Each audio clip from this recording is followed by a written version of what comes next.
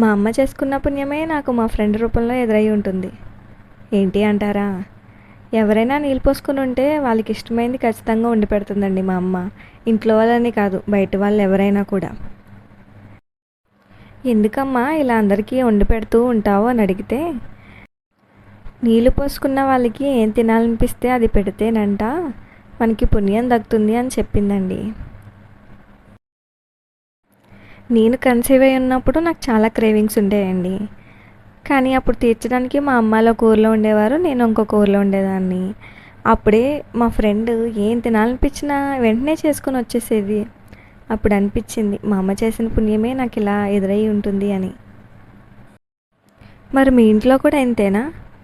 ఈరోజు మా అమ్మ మా వదిన కోసం గజ్జికాయల రెసిపీ చేసిందండి. లాంగ్ వీడియో పోస్ట్ చేస్తాను, చెక్ చేయండి ఇంట్రెస్ట్ ఉన్నవాళ్ళు.